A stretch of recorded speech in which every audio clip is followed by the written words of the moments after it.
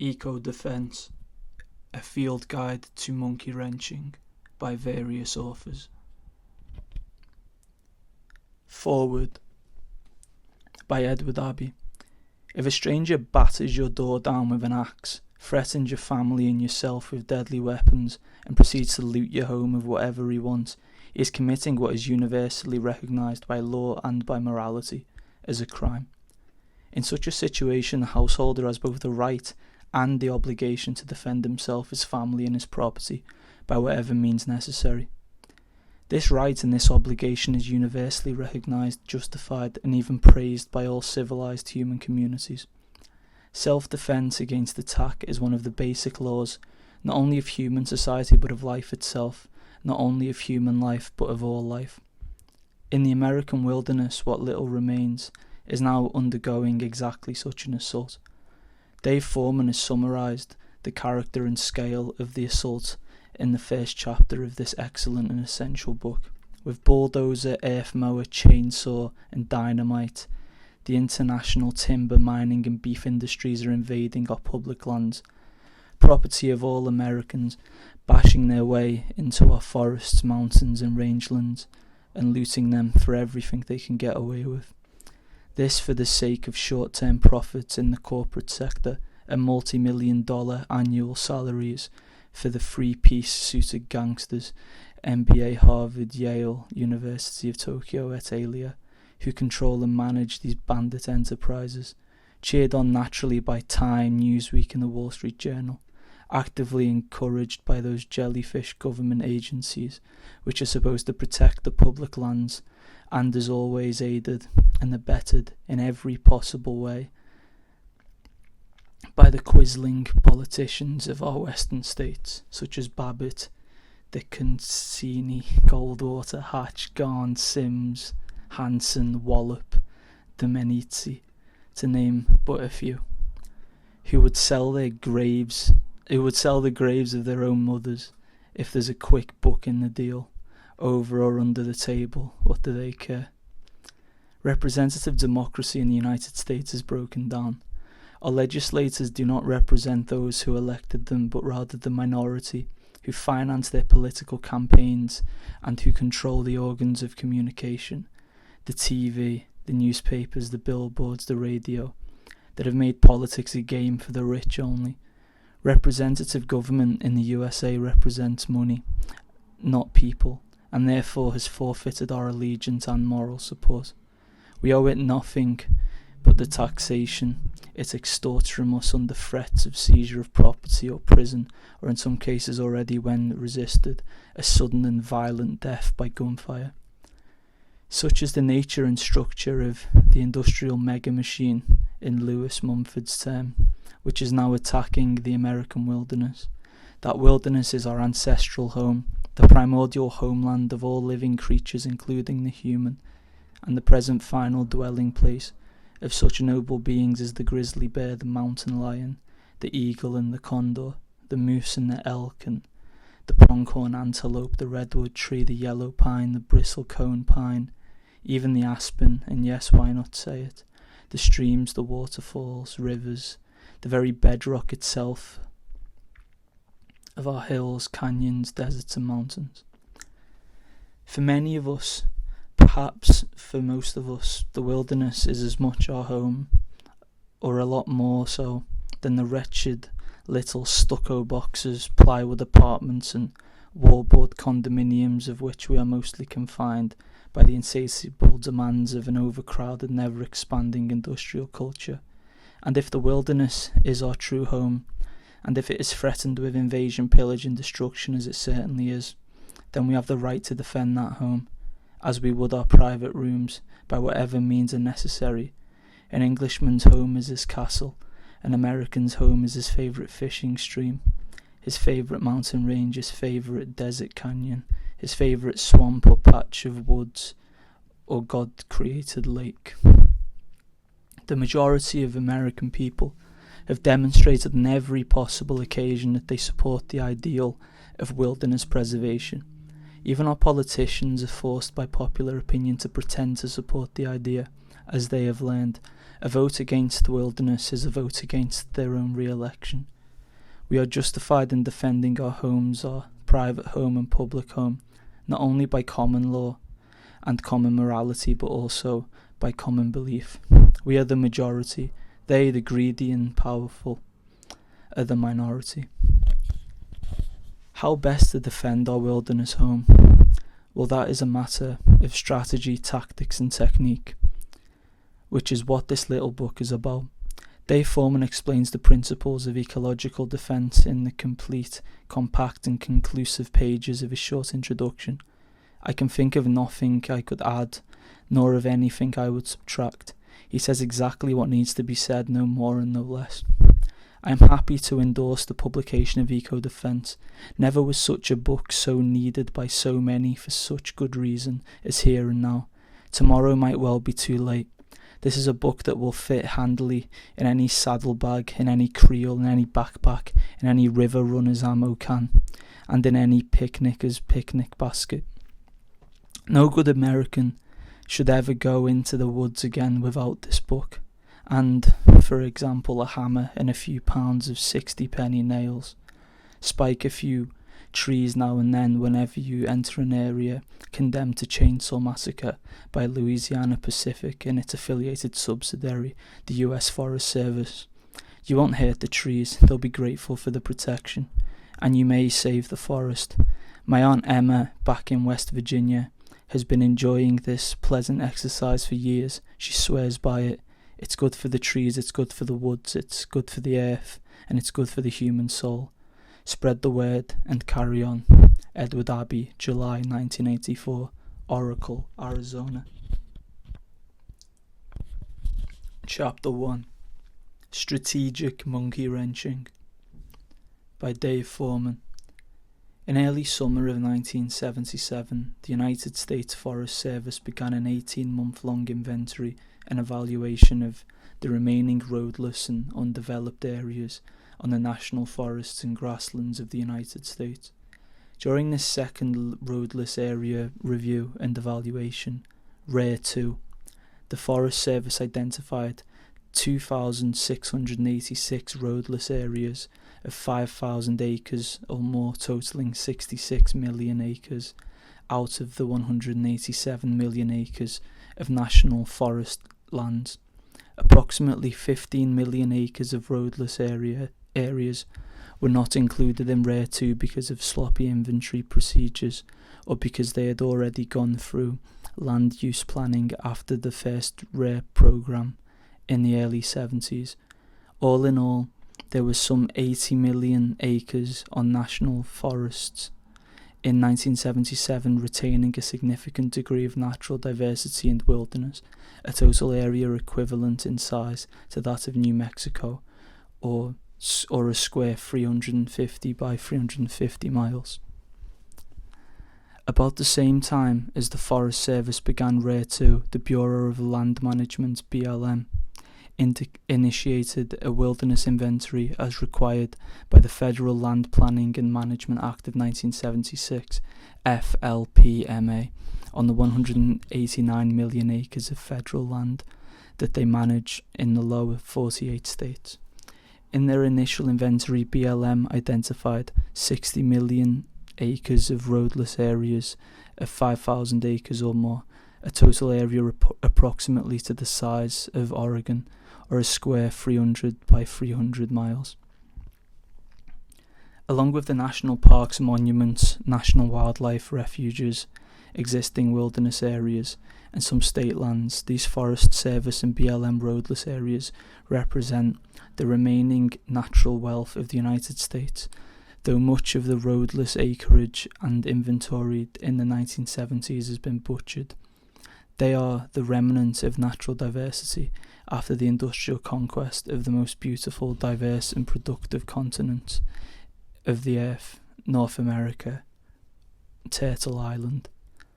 Only 150 years ago, the Great Plains were a vast, waving sea of grass, stretching from the Chihuahuan Desert of Mexico to the boreal forest of Canada, from the oak hickory forests of the Ozarks to the Rocky Mountains. Bison blanketed the plains. It has been estimated that 60 million of the huge shaggy beasts moved across the grassy ocean in seasonal migrations. Throngs of pronghorn and elk also filled this Pleistocene landscape. Packs of grey wolves and numerous grizzly bears followed the tremendous herds. In 1830, John James Audubon sat on the banks of the Ohio River for 3 days as a single flock of passenger pigeons darkened the sky from horizon to horizon. He estimated that there were several billion birds in that flock. It has been said that a squirrel could travel from the Atlantic seaboard to the Mississippi River without touching the ground, so dense was the deciduous forest of the east. At the time of the Lewis and Clark expedition, an estimated 100,000 grizzlies roamed the western half of what is now the United States. The howl of the wolf was ubiquitous. The California condor sailed the sky from Pacific coast to the Great Plains. Salmon and sturgeon populated the rivers. Ocelots, jaguars, jaguarundis prowled the Texas brush and southwestern mountains and the mesas. The bighorn sheep ranged the mountains of the Rockies, the Great Basin, the southwest, and the Pacific coast. Ivory-billed woodpeckers and Carolina parakeets filled the steamy forests of the deep south. The land was alive. East of the Mississippi, giant tulip poplars, American chestnuts, oaks, hickories, and other trees form the most diverse temperate deciduous forest in the world. In New England, white pines grew to heights rivaling the Brobdingnagian conifers of the far west. On the Pacific coast, redwood, hemlock, Douglas fir, spruce, cedar, fir, and pine formed the greatest and grandest forest on earth. In the space of a few generations, we have laid waste to paradise. The tall grass prairie has been transformed into a corn factory where wildlife meets exotic pheasant. The short grass prairie is a grid of carefully fenced cow pastures and wheat fields. The passenger pigeon is no more. The last one died in the Cincinnati Zoo in 1914. The endless forests of the east are tame woodlots, with few exceptions. The only virgin deciduous forest there is in a tiny museum pieces of hundreds of acres. Fewer than 1,000 grizzlies remain. The last 3 condors left in the wild were captured and imprisoned in Los Angeles Zoo. An expensive reintroduction effort has since been started. Except in northern Minnesota and northwestern Montana, wolves are known as scattered individuals drifting across the Canadian and Mexican borders.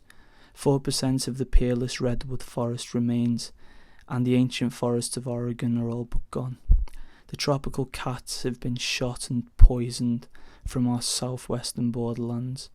The subtropical Eden of Florida has been transmogrified into hotels and citrus orchards. Domestic cattle have grazed bare and radically altered the composition of the grassland communities of the West, displacing elk, moose, bighorn sheep, and pronghorn, and leading to the virtual extermination of the grizzly bear, grey wolf, cougar, and other varmints. Dams choke most of the continent's rivers and streams. Nonetheless, wildness and natural diversity remain. There are a few scattered grassland, ungrazed stretches of free-flowing river, 1,000-year-old forests, eastern woodlands growing back to forest and reclaiming past roads, grizzlies and wolves and lions and wolverines and bighorn and moose roaming in the backcountry, hundreds of square miles that have never known the imprint of a tire, the bite of a drill, and the rip of a dozer, the cut of a saw, the smell of gasoline. These are the places that hold North America together, that contain the genetic information of life, that represent sanity in a whirlwind of madness. In January of 1979, the Forest Service announced the results of RARE 2 of 80 million acres of undeveloped lands on national forests, only 15 million acres were recommended for protection against logging, road building and other developments. In the Big Tree state of Oregon, for example, only 370,000 acres were proposed for wilderness protection out of 4.5 million acres of roadless and uncut forest lands. Of the areas nationally slated for protection, most were too high, too dry, too cold, too steep to offer much in the way of resources to loggers, miners and graziers. Most roadless old-growth forest was allocated to the sawmill. Important grizzly habitat in the northern Rockies was tossed to the oil industry and the loggers. Off-road vehicle dervishes and the landed gentry of the livestock industry won out in the southwestern Great Basin.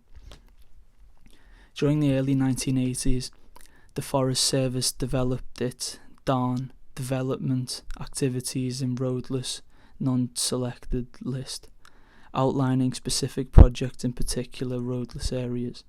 DARN's implications are staggering. The list is evidence that the leadership of the United States Forest Service consciously and deliberately sat down and asked themselves, how can we keep from being plagued by conservationists and their damned wilderness proposals? How can we ensure that we'll never have to do another rare? Their solution was simple: get rid of the roadless areas. In its earliest form, DARN protected 9,000 miles of road, 1.5 million acres of timber cuts, 7 million acres of oil and gas leases in National Forest Rare 2 areas before 1987. More recent figures from the Forest Service are far more disturbing. The agency plans over 500,000 miles of new road, and up to 100,000 miles of this will be in roadless areas. In most cases, the damage acreage will be far greater than the acreage stated, because the roads are designed to split undeveloped areas in half, and timber sales are engineered to take place in the centre of roadless areas, thereby devastating the biological integrity of the larger area. The great roadless areas, so critical to the maintenance of natural diversity, will soon be gone. Species dependent on old growth and large wild areas will be shoved to the brink of extinction. The BLM Wilderness Review has been a similar process of attrition. It is unlikely that more than 9 million acres will be designated as wilderness out of the 60 million with which the review began. Again, it is more scenic but biologically less rich areas that will be proposed for protection. By 1990, Congress had passed legislation designating minimal national forest wilderness acreages for most states, generally only slightly larger than the pitiful Rare 2 recommendations, and concentrating on rocks and ice instead of crucial forested lands.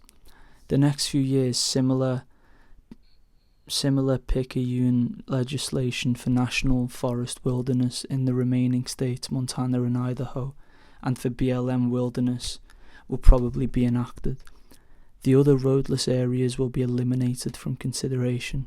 National forest management plans emphasizing industrial logging, grazing, mineral and energy development, road building and motorized recreation will be implemented. Conventional means of protecting these millions of acres of wild country will largely dissipate. Judicial and administrative appeals for their protection will be closed off. Congress will turn a deaf ear to requests for additional wildernesses so soon after disposing of the thorny issue. Political lobbying by conservation groups to protect endangered wildlands will cease to be effective, and in half a decade the saw, dozer and drill will devastate most of what is unprotected. The battle for wilderness will be over. Perhaps 3% of the United States will be more or less protected, and it will be open season on the rest, unless many of the projects that will destroy roadless areas are economically marginal. For example, Forest Service employees say that the construction costs for a low figure of 35,000 miles of roads in currently roadless areas will exceed $3 billion, while the timber to which they will provide access is worth less than $500 million. It is costly for the Forest Service, the BLM, timber companies, oil companies, mining companies, and others to scratch out the resources in these last wild areas. It is expensive to maintain the necessary infrastructure of roads for the exploitation of wildlands. The cost of repairs, the hassle, the delay, and the downtime may just be too much for the bureaucrats and exploiters to accept if a widely dispersed, unorganised strategic movement of resistance spreads across the land. It is time for women and men, individually and in small groups, to act heroically in defence of the wild, to put a monkey wrench into the gears of the machine that is destroying natural diversity. Though illegal, this strategic monkey wrenching can be safe, easy, fun, and most important, effective in stopping timber cutting, road building, overgrazing, oil and gas exploration, mining, dam building, power line construction, off-road vehicle use, trapping, ski area development, and other forms of destruction of wilderness, as well as cancerous suburban sprawl. But it must be strategic, it must be thoughtful, it must be deliberate in order to succeed. Such a campaign of resistance would adhere to the following principles. Monkey wrenching is non-violent. Monkey wrenching is non-violent resistance to the destruction of natural diversity and wilderness. It is never directed against human beings or other forms of life. It is aimed at inanimate machines and tools that are destroying life. Care is always taken to minimise any possible threat to people, including monkey wrenchers themselves. Monkey wrenching is not organised. There should be no central direction or organisation to monkey wrenching. Any type of network would invite infiltration, agents, provocateurs and repression. It is truly individual action. Because of this, communication among monkey wrenchers is difficult and dangerous. Anonymous discussion through this book and its future edition seems to be the safest avenue of communication to refine techniques, security, procedures and strategy. Monkey wrenching is individual. Monkey wrenching is done by individuals or very small groups of people who have known each other for years. Trust and a good working relationship are essential in such groups. The more people involved, the greater the dangers of infiltration or a loose mouth. Monkey wrenchers avoid working with people they haven't known for a long time, those who can't keep their mouths closed, and those with grandiose or violent ideas. They may be police agents or dangerous crackpots. Monkey wrenching is targeted. Eco-defenders pick their targets. Mindless, erratic vandalism is counterproductive as well as unethical. Monkey wrenchers know that they do not stop a specific logging sale by destroying any piece of logging equipment they come across. They make sure it belongs to the real culprit. They ask themselves, what is the most vulnerable point of a wilderness destroying project, and strike there. Senseless vandalism leads to loss of popular sympathy. Monkey wrenching is timely. There are proper times and places for monkey wrenching. There are also times when monkey wrenching may be counterproductive. Monkey wrenchers generally should not act when there is a non-violent civil disobedience action, e.g. a blockade taking place against the opposed project. Monkey wrenching may cloud the issue of direct action, and the blockaders could be blamed for the ecotage and be put in danger from the work crew or police.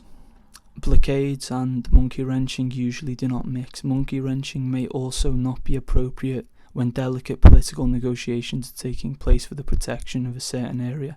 There are of course exceptions to this rule. The Earth Warrior always asks, will monkey wrenching help or hinder the protection of this place? Monkey wrenching is dispersed.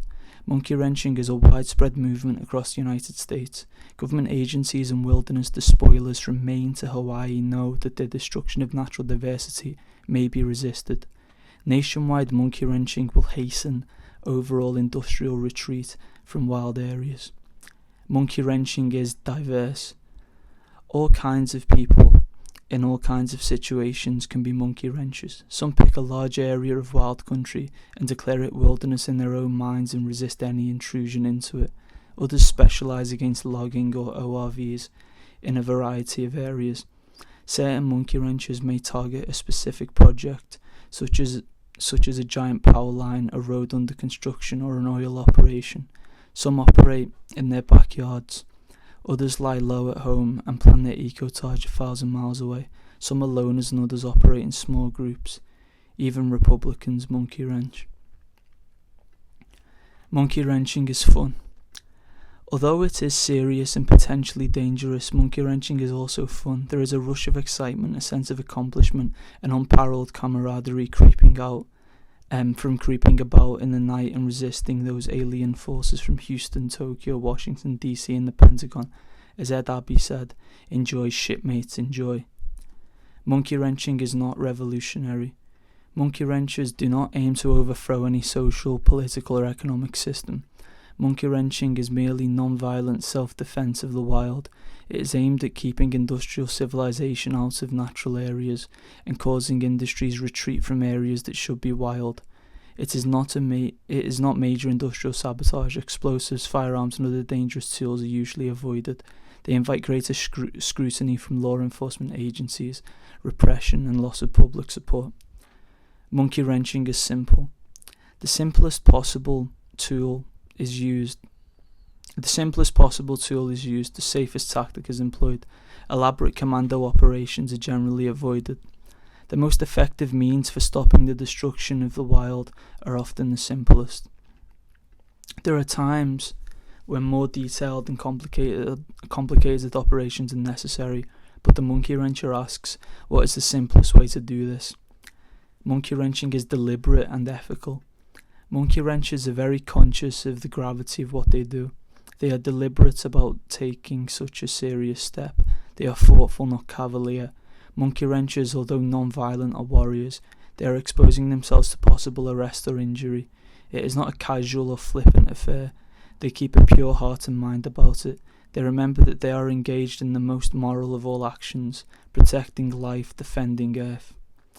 A movement based on the above principles could protect millions of acres of wilderness more stringently than could any congressional act. It could ensure the propagation of the grizzly and other threatened life forms better than could an army of game wardens, and could lead to the retreat of industrial civilization from large areas of forest, mountain, desert, prairie, seashore, swamp, tundra, and woodland that are better suited to the maintenance of native diversity than to the production of raw materials for overconsumptive technological human society. If logging firms know that a timber sale is spiked, they won't bid on the timber. If a forest supervisor knows that a road will be continually destroyed, he won't try to build it. If seismographers know that they will be constantly harassed in an area, they won't go there. If ORVers know that they'll get flat tires miles from nowhere, they won't drive in such places. John Moore said that if it ever came to a war between the races, he would side with the bears. That day has arrived. Postscript 1993. Events in the years since the above was originally written 1985 and revised 1990 have underscored its message.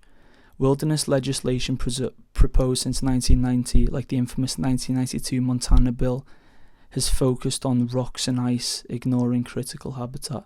The Supreme Court has severely restricted standing for conservationists to sue the federal government. The Forest Service has tried to deep six its appeals process because forest defenders use it to slow timber sales and road building in roadless areas. Resource extraction industries are gearing up for a major attack on the Endangered Species Act. Powerful members of Congress, at the encouragement of the timber industry and with acquiescence of some conservation groups, have slipped through legislative riders preventing legal challenges to timber sales in roadless areas. The list goes on. While public outcry from grassroots conservationists has turned some of these assaults on due process around, the last wildlands on the public lands are under attack as never before. The final mopping up action of industrial society against the ecological richness of North America and the world is now occurring, yet our hands are tied only if we allow them to be tied. Chapter 2.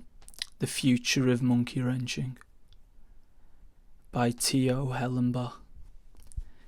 In an era of international tensions over bombings, shootings, and acts of mass destruction, the word terrorism is a guaranteed headline grabber and a simplistic brand for anyone's political oppression. As early as 1986, Democratic Representative Pat Williams of Montana used this number one media buzzword to condemn Air First, announcing his refusal to consider any EF wilderness proposal while tree spiking continued. His sense of moral outrage was shared by another public official, Thomas Hutchinson, governor of Massachusetts colony. The indignant governor refused to negotiate with radical colonists whom he associated with numerous attacks on public and private property. Rebels had attacked his home and trashed the offices of the Vice Admiralty Courts and the Comptroller of Customs, smashing windows and burning records. For turning a deaf ear, Hutchinson received a harbour full of tea in what came to be known as the Boston Tea Party. No isolated incident, the destruction of what in today's economy would be over $100,000 worth of private property, was followed 3 months later by another successful nighttime raid on a tea ship at dock. Elsewhere in the area, citizens put the monkey wrench to the construction of British fortifications by sinking barges loaded with bricks and tipping over supply wagons and burning hay intended for use as soldiers' bedding. The Tories of yesteryear lacked only the word terrorism with which to brand the women and men who created the United States of America. One of those founding radicals, Thomas Jefferson, warned that strict observance of the written law is doubtless one of the highest duties of a good citizen, but it is not the highest. He further wrote, "To lose our country by a scrupulous adherence to written law would be to lose the law itself." Last century, the institution of slavery was only brought down by prolonged and determined protest that, at its core, was lawless and destructive of property. Slaves used work slowdowns and feigned illness to hurt cotton production. Costly supervision was necessary to prevent deliberate trampling of crops and breaking of tools. At night, cotton fields, barns and gins were burned. Runaway slaves formed guerrilla bands with poor whites and dispossessed Indians, staging swift raids against plantations. Even the work of white abolitionists, encouraging runaways and funneling them to safety through the Underground Railroad, was destructive of the private economic concerns of those who saw the slave as just another exploitable resource. As with the former British colonial government, the sluggish minds of men in government failed to acknowledge the changing times, and another war was needed to resolve the issues.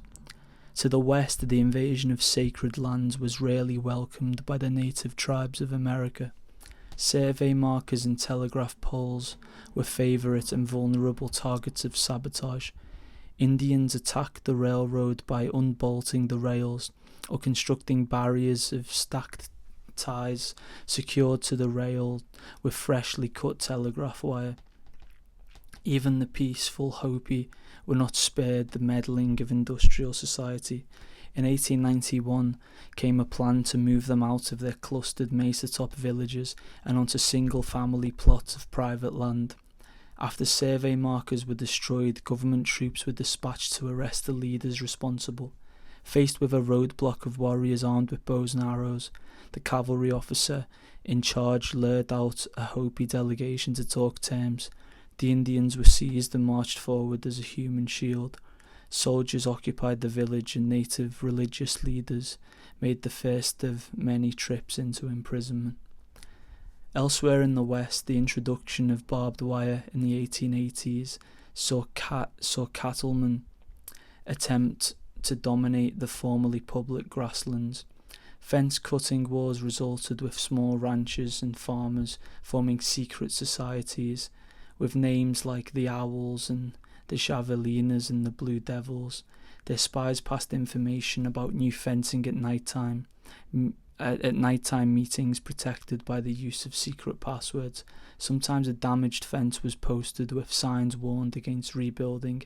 Estimates of fence cutting damage in Texas alone range from $20 to $30 million. Typical of government response, it became a more serious crime to cut an illegal fence than to build one. Similarly, in New Mexico, small groups of raiders from Hispanic communities called themselves Gorras Blancas, Whitecaps, cut fence to resist the takeover of their communal land grants by large Anglo-cattle corporations. Even wild animals resisted the destruction of their homelands under the hooves of invading livestock. Many of the so-called renegade grey wolves who undertook seemingly wanton attacks on cattle and sheep were the last surviving members of their packs and had seen their fellow pack members trapped and killed. Arizona's Aguila wolf, Aguila is Spanish for eagle, killed up to 65 sheep in one night. Near Mica, Colorado, Rags the Digger would ruin trap lines by digging up traps without tripping them. Many of these avenging wolves were trap victims themselves, bearing names like Crip, Two Toes, Three Toes, Peg Leg and Old Lefty. Whole communities would marshal their resources to kill the last of the wolves. Three Toes of Hardin community eluded over 150 men in 13 years of attacking livestock in South Dakota. As recently as 1920, a trapper worked for 8 months to kill the famous Custer wolf east of Trinidad, Colorado.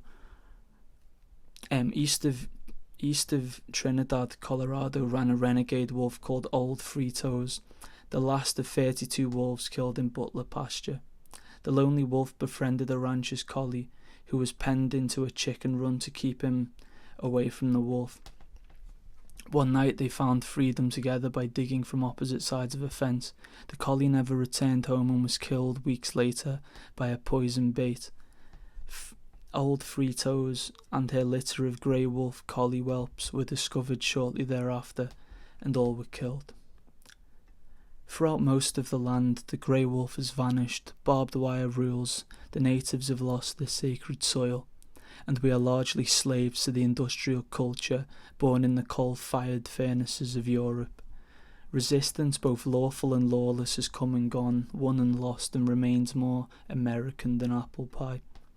And somewhere beyond the edge of the ever-spreading pavement are the tales of solitary wolves and grizzlies, traditionals who shun the missionaries, wildlands that know only freedom, and small bands of monkey-wrenchers, wild-eyed and unbending.